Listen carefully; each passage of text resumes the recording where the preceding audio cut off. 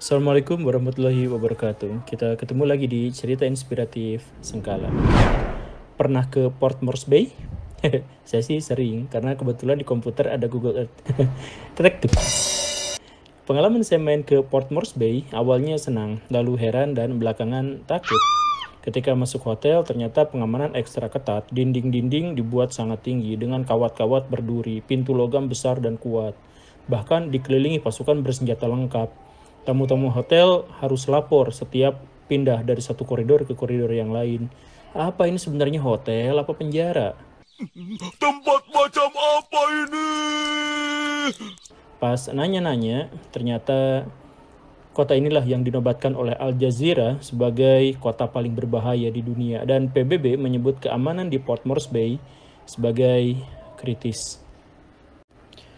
Kota ini sebenarnya adalah kota biasa, ibu kota dari Papua Nugini dan berpenduduk sekitar 400.000 orang.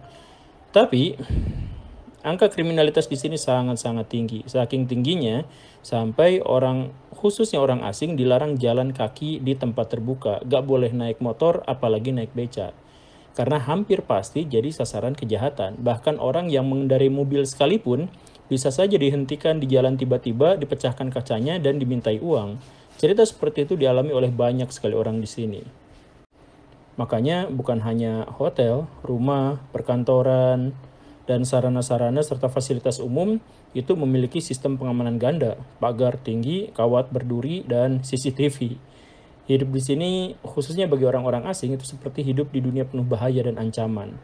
Angka kriminalitas sudah tidak terhitung, serangan pada warga sipil terjadi di mana-mana oleh kelompok-kelompok preman yang lebih besar dan lebih kuat dibandingkan dengan tentara dan polisi yang hidup bergelimang uang korupsi. Preman-preman yang dimaksud ini tidak takut mati. Mereka adalah para pecandu narkoba yang kalau lagi ngefly akan mentertawakan tembakan peringatan dari polisi. Jika mereka memutuskan merampok atau membegal, mereka akan melakukannya dengan senang hati. Sobat, tahu nggak kenapa Port Moresby bisa sampai segarang itu? Kemiskinan? Ya tentu saja. Pengangguran? Ya, 60% warga di sini adalah pengangguran. Narkoba? Iya. Seks bebas? Iya. 55% wanita di sini mengatakan mau menukar layanan seksual dengan uang. Dan 40% pria di sini mengatakan memang akan melakukan itu. Dan karenanya kota ini adalah kota dengan tingkat pengidap HIV tertinggi di kawasan Pasifik. Nah, iya, tapi kenapa kekacauan sebesar itu ditanggung oleh sebuah kota? Ya, karena Papua Nugini mengalami kekagetan peradaban. Mereka awalnya adalah suku-suku pedalaman yang membangun budaya dengan cara paling kuno. Mereka belum bisa membaca dan menulis menggunakan alat-alat dari batu dan kayu. Itu saja. Lalu mendadak datanglah penjajah Eropa yang mengeksploitasi tanah mereka dan memperkenalkan warganya dengan dunia modern. Lompatan ini membuat orang-orang lokal shock, budaya mereka rusak, kepercayaan mereka hancur. Dari mereka awalnya mengenal alat-alat dari batu, berubah menjadi pesawat terbang dan gadget. Lalu itu belum selesai, kekagetan mereka bertambah lagi ketika mereka dilepas untuk merdeka dan harus memerintah dengan kepala mereka sendiri. Sobat, di sini kita menemukan ada banyak tahapan yang dilewati, ada banyak anak tangga yang dilangkahi tanpa dipijak.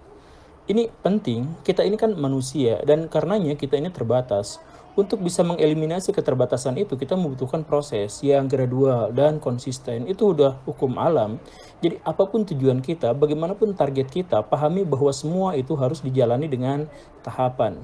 Ya, kita bisa saja cepat, kita bisa saja berakselerasi dan itu memang diharuskan.